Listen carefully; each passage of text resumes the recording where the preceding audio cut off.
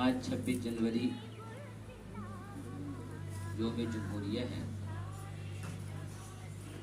ہمارا ملک 15 اگست 1947 کو آزاد ہوا، لیکن یہ ملک کسی ایک مذہب کے لوگوں کا نہیں تھا، بلکہ ہر مذہب کے لوگوں کے لیے یہ ملک اپنا ملک تھا۔ اس لیے یہاں ایک ایسے قانون کی ضرورت پڑی جس قانون کے ذریعے تمام لوگوں کو یکساں حقوق ملے۔ وہ قانون مرتب ہوا، اور قانون مرتب ہونے کے بعد اس کے نفاذ کا جو باضابطہ اعلان کیا گیا، اسی کی یاد کے طور پر ہم 26 جنوری مناتے ہیں۔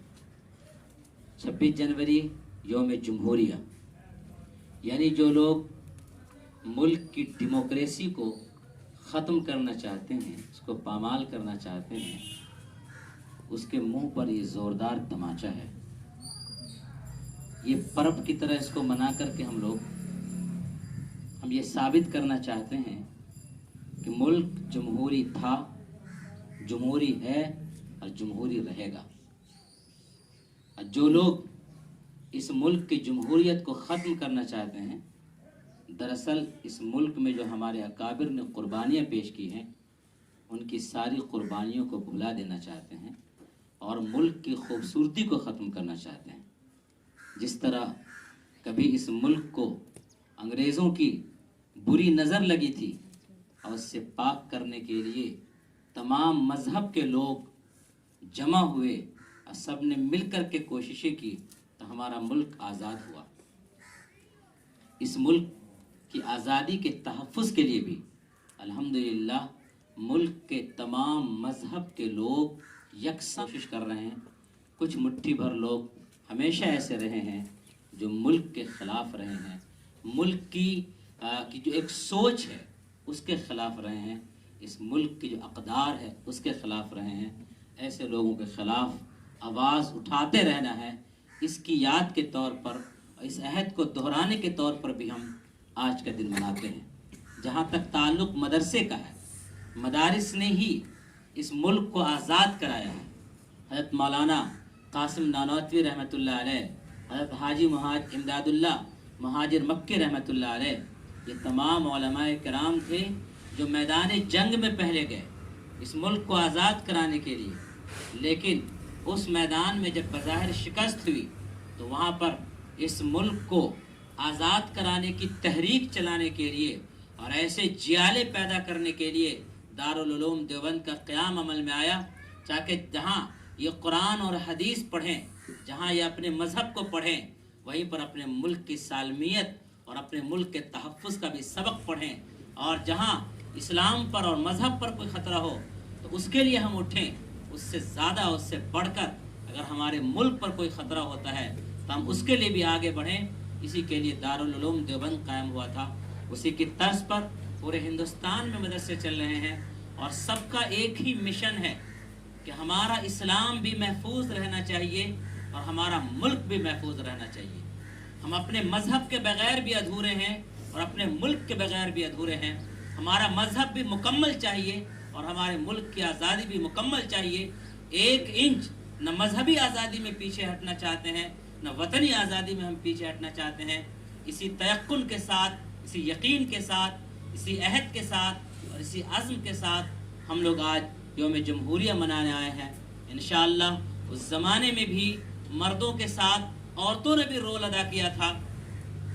آج بھی ہماری بچیاں اور یہ عورتیں اور خواتین اپنا رول ادا کر سکتی ہے، اپنی زبان کے ذریعے اور اپنے قلم کے ذریعے۔ ضرورت پڑے تو جس طرح سے میدان میں جانے کی ضرورت پڑتی ہے، تو وہ ایک حد تک رہ کر کے انشاءاللہ اس میں بھی ہماری بچیاں اور ہمارے ملک کی خواتین انشاءاللہ پیچھے نہیں رہیں گی۔ اسی عہد کے ساتھ ہم یوم جمہوریہ مناتے ہیں۔ مسلمانوں کا بھی ہے، ہندوؤں کا بھی ہے، سکھوں کا بھی ہے، عیسائیوں کا بھی ہے، جین کا بھی ہے، بدھ کا بھی ہے، اور بھی پارسی اور دیگر مذاہب، ہر ایک کا یہ ملک ہے۔ گویا کہ جیسے گلدستہ میں طرح طرح کا پھول ہوتا ہے تو وہ خوبصورت گلدستہ بنتا ہے، اسی طرح ہندوستان میں طرح طرح کے پھول ہیں، اس سے خوبصورت گلدستہ بن رہا ہے۔ کچھ لوگ اس کو ایک رنگ میں رنگ کر کے سرسوں کا کھیت بنا دینا چاہتے ہیں. ہماری اور آپ سب کی یہ کوشش ہونا چاہیے کہ ہمارے اکابر نے جس طرح سے اپنی قربانی دے کر کے اس ملک کو آزاد کرایا اور سارے مذہب کے لوگوں کو یکساں حقوق دینے کے لیے متفقہ طور پر یہ فیصلہ کیا، آج اگر اس ملک کی سالمیت کو کوئی خطرہ ہوتا ہے، اس کے تحفظ پر کوئی بات آتی ہے، تو ہم سب لوگ کھڑے ہوں گے. جیسا کہ مولانا نے آپ کے سامنے ذکر کیا، جس طرح ہمارے بیٹے اور مرد حضرات تھے جنگ آزادی میں، ان کا کردار تھا، وہی کردار یا اس سے مضبوط کردار ہماری عورتوں کا تھا، جنہوں نے ہمارے مردوں کو حوصلہ دیا، ان کے قدم کو مضبوط کیا اپنی آواز کے ذریعے، اور مختلف نوعیتوں سے مختلف جہاد سے ہماری عورتوں نے بھی، بچیوں نے بھی بڑی قربانی دی. اور خاص طور سے تعلیم یافتہ بچی، جب انسان کو تعلیم ہوگی تب انسان کو اپنی آزادی کا احساس ہوگا. انسان جتنا جاہل اور ناخواندہ ہوگا اتنا وہ غلام بن جائے گا. اس لیے تعلیم یافتہ بننا ضروری ہے، اور وہ تعلیم جو دینی تعلیم بھی ہو، دنیاوی تعلیم بھی ہو، دونوں تعلیم سے آراستہ ہونا ضروری ہے. آپ سب جو اتنی بڑی تعداد میں یہاں پر کھڑے ہیں، آپ سب سے امید ہے کہ مستقبل کا ہندوستان آپ ہیں، اور آپ کے ہاتھوں میں مستقبل کا ہندوستان ہے. لہذا آپ اگر چاہیں تو اس ہندوستان کو بہترین تعمیر کر سکتے ہیں. شرط یہ ہے کہ آپ اپنے فیشن سے اوپر اٹھیے، اپنے کھانے پینے اور اپنے گھروں کو سجانے سے اوپر اٹھیے اور اس سے اوپر کی سوچیے، تو انشاءاللہ اللہ تعالیٰ آپ سے کام لے گا، اور انشاءاللہ آپ اس ملک کی ترقی میں اہم رول ادا کریں گے. یوم جمہوریہ اسی چیز کو منانے کے لیے اور اسی کی یاد دلانے کے لیے یوم جمہوریہ منایا جاتا ہے. جو لوگ ملک کی سالمیت کے لیے خطرہ بنتے ہیں، ملک کی جمہوریت کے لیے خطرہ بنتے ہیں، ایسے تمام لوگوں کو سبق سکھانے کی ضرورت ہے، ایسے لوگوں سے مقابلہ کرنے کی ضرورت ہے، ایسے لوگوں کو صحیح ڈگر اور صحیح راہ پر لانے کی ضرورت ہے.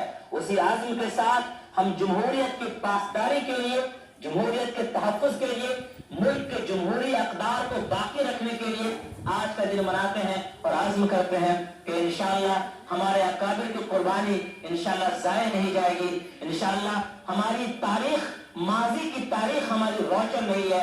انشاءاللہ اپنا حال بہتر سے بہتر بنائیں گے. انشاءاللہ مستقبل کی تاریخ بھی ایک بہترین ہاتھوں سے اور بہترین لکھی جائے گی. دعا کرتے ہیں کہ اللہ تعالیٰ ملک کو تحفظ بخشے، اور ملک پر اگر کسی کی ناپاک نظر لگ رہی ہے تو اللہ تعالیٰ اس سے اس ملک کی حفاظت فرمائے، ملک مزید ترقی کرتا رہے. یہاں کی بدامنی، بے سکونی اور جو بیماریاں ہیں، جو بھی پریشانیاں ہیں، اس ملک کی تمام پریشانیاں حل ہو. یعنی دعا کے ساتھ اپنی بات ختم کرتے ہیں. وآخر دعوانا الحمدللہ رب العالمین.